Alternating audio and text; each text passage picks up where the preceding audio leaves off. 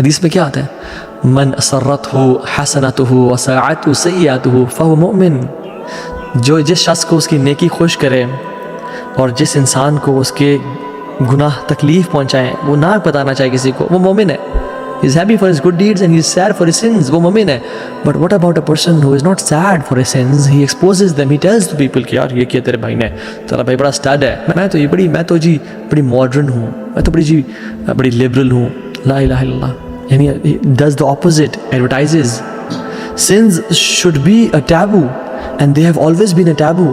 But one of the problems of 21st century is کیا کہ جن گناہوں کو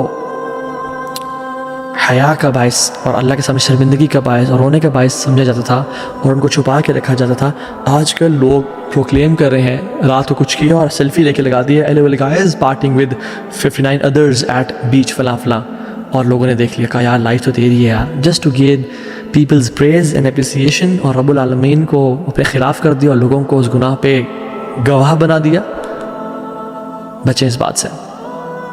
میں اپنے آپ کو جی I identify myself as a gay اور اے لیسبین اور بائی سیکشل اور ٹرانسجینڈر. ایک تو یہ ہیومن نیچر نہیں ہے. لوط علیہ السلام کی قوم سب سے پہلی تھی جو اس فحاشی اور بدکاری میں پڑی تھی، اور انسان سے ہو جاتی ہیں. یہ جو گناہ ہے قوم لوط والا عمل ہے یہ چلتا آ رہا ہے، بٹ لوگ چھپاتے ہیں، اللہ کے سامنے روتے ہیں، پریشانی سے کرتے ہیں. اور کچھ لوگوں جو کرپٹ ہو جاتے ہیں وہ یعنی اللہ کے سامنے یا اللہ معاف کر دے، یا غلط عادت لگی ہوئی ہے اور اللہ شاید معاف بھی کر دے ان کو ان کی سچی توبہ کی وجہ سے. بٹ جو لوگ آئیڈینٹیفائی کرتے ہیں اپنے آپ کو، نہیں I am a bisexual, I am a trans, I am a queer, I am a gay اور لیسبین، سبحان اللہ، اپنے آئی ڈی کارڈ پہ لا الہ. اللہ تعالیٰ کو یہ جو الجہار اور یہ جو تکبر ہے یہ بالکل بھی نہیں پسند.